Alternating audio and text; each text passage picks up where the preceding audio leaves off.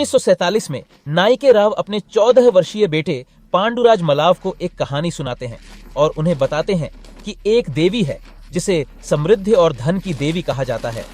यह देवी लगभग 160 मिलियन देवताओं को जन्म देती है और इनमें से वह सबसे पहले अपने बेटे हसर को प्रेम करती है। बाड़े में जो खजाना है वो तो अपना होगा ना?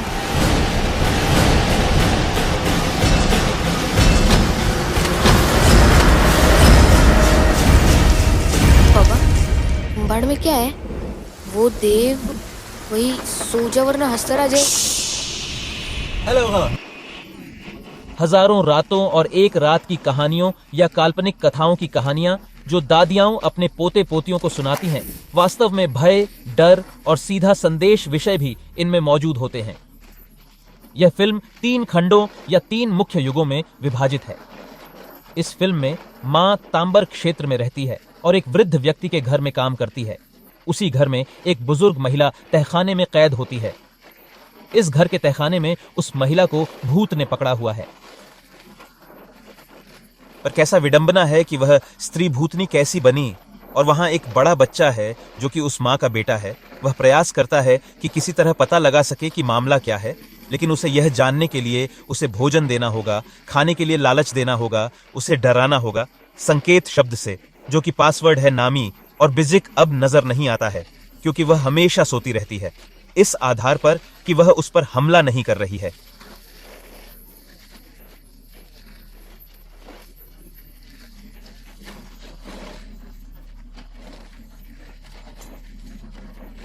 दादी की कहानियां हमेशा यहां परियों की कहानियां भी होती हैं। ये मिथक उम्म अल दोवैस के मिथक की तरह मौजूद हैं। जिन्न के बारे में कई कहानियां इस आधार पर कि वे पोते पोतियों को डराते हैं और उनके पास क्या आता है। मेरा मतलब है उन चीजों के लिए जिज्ञासा जो उन्हें करनी चाहिए, तो यहां वही बात है। लेकिन इस फिल्म में सुंदर विचार यह है कि फिल्म के निर्माता इस काम में परियों की कहानियों से कई कहानियों को इकट्ठा करने में सक्षम थे। निश्चित रूप से इस फिल्म के निर्माताओं ने कई चीजों के बारे में सोचा और उनके साथ क्रिस्टलीकृत आखिरी चीज यह विचार है, और यह विचार उन्होंने इसे इसी के साथ बनाया है। कहानी बोर्ड पर एक परिदृश्य लिखकर आकार, कहानी बोर्ड अपनी कल्पनाओं से मौजूदा चित्रों के साथ साथ पुराने लोगों की कल्पनाओं के साथ उन्हें इस कहानी बोर्ड में एकत्र किया और स्क्रीन के सामने हमारे लिए इन पात्रों का गठन किया। आमतौर पर ऐसा प्रयास दर्शकों के लिए नकारात्मक हो सकता है क्योंकि इस तरह के काम के लिए बहुत एकाग्रता की आवश्यकता होती है। मैं उन लेखकों को देखता हूं जिन्होंने इस काम का परिदृश्य लिखा है। बीस शाह और वाडिश प्रसाद को छोड़कर, और मैं निर्माता हूं। उन्होंने के आधार पर एक बहुत मजबूत सुसंगत परिदृश्य बनाया। दर्शक इस काम की घटनाओं से ऊब गया है, न तो बड़ी और न ही छोटी। समस्या निर्देशकों के कंधों पर होगी, जिन्हें यह साबित करना होगा कि यह काम, जिसमें स्क्रिप्ट और स्टोरी बोर्ड में लंबा समय लगा, कि इसे सूचित करना या आवश्यकता अनुसार इसे लागू करना आवश्यक है, तो क्या निर्देशक इस काम को आवश्यकता अनुसार काम करने में सक्षम थे?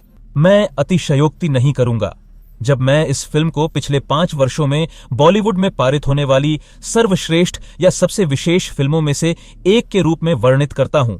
मैं एक पत्र और एक वाडिश ब्रासाड हूं जिसने इस फिल्म में पेशेवर स्पर्श को बहुत अच्छी तरह से रखा है, क्योंकि उन्होंने घटनाओं को बिना किसी घुसपैठ के सामंजस्यपूर्ण रूप से जोड़ा है, बिना किसी शैली के। हम कह सकते हैं कि यह एक सस्ती शैली है, इस आधार पर कि मैं सभी प्रकार के दर्शकों को आकर्षित करता हूं और फिल्म को सिनेमा में लंबे समय तक काम करता हूं। नहीं, मैं फिल्म को उसके आवश्यक रूप में, उसके प्राकृतिक रूप में बनाना चाहता हूं जो परिदृश्य में था।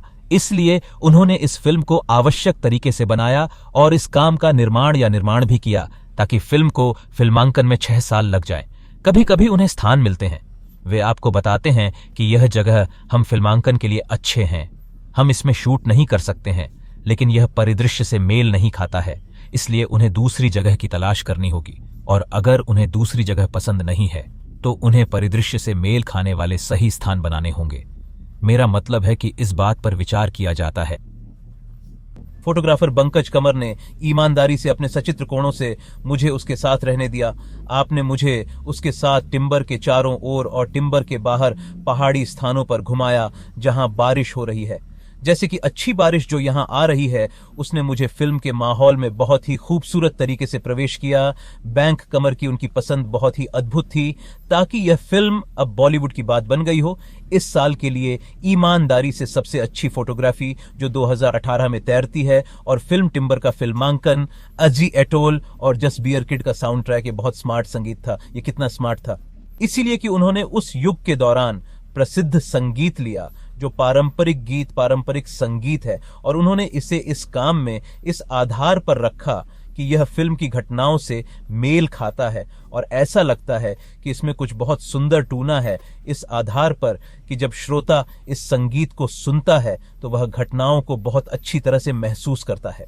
मुझे ईमानदारी से साउंड ट्रैक इस हद तक पसंद आया कि मैं फिल्म की घटना को देखे बिना संगीत सुन सकता हूं और इस काम की घटनाओं की कल्पना कर सकता हूं। इस फिल्म में संगीत बहुत अच्छा और सफल भी एक नायक था।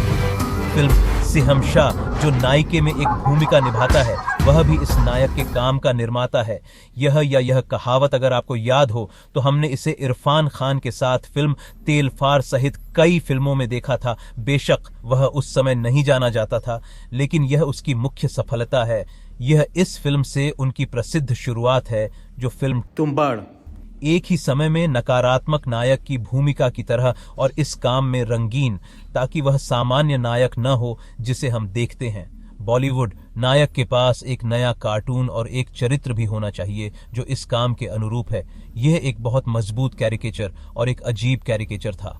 मेरा मतलब है कि यह बॉलीवुड पर हो सकता है, लेकिन यह अच्छा और ध्यान देने योग्य है, और उनकी भूमिका इस फिल्म में बहुत सुंदर थी। और मोहम्मद समद के अलावा प्रशंसा और प्रशंसा के पात्र हैं जिन्होंने पांडुरेज की भूमिका निभाई। किशोर बच्चे, बेशक वह एक किशोर और एक बच्चा था, मुझे माफ करना, उन दिनों अब वह एक किशोर है और उसकी उम्र निश्चित रूप से 18 साल के करीब है, क्योंकि फिल्म को उसके दोस्त के फिल्मांकन में 6 साल लग गए।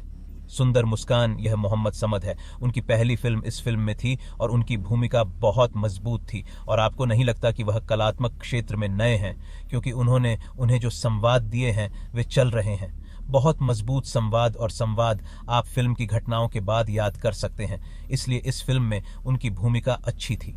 मैं इस अन्य फिल्म में मुख्य भूमिकाओं पर भी ध्यान देता हूं, जैसे कि कलाकार गेट्टी मालशी द्वारा निभाई गई मां की भूमिका, और दिबेक डिम्पल की भूमिका भी जो विनिक की दोस्त है वह भी थी। इस फिल्म में उनका रोल अच्छा है। फिल्म तुम्बाड़ बनाने में करीब 6 साल लगे, और मेरा मानना है कि यही इस फिल्म की मुख्य खासियत थी। बॉलीवुड में अगर किसी फिल्म को लंबे समय तक बनाने की जरूरत है तो उस पर कंजूसी मत करो, दर्शकों के लिए इसे बेहतर और देखने लायक बनाओ। सच्चाई से फिल्म तुम्बाड़ का उदाहरण लें, अगर 6 साल नहीं ले सकते तो कम से कम 3 साल लें। खाली समय बर्बाद न करें, इस काम को गहराई से समझें और अपना काम करें। मैंने देखा कि तुम्बाड़ वर्तमान समय में एक मजबूत उदाहरण है। पहले मुगल ए आजम, ताजमहल या में थीं जिन्हें बनाने में समय लगा, शायद तकनीकी समस्याएं थीं। अब तकनीक उपलब्ध है, लेकिन अगर मजबूत कहानी नहीं है तो फिल्म अच्छी नहीं बनेगी। तुम्बाड़ में कहानी मजबूत है, इसलिए लंबे समय तक बनाई गई।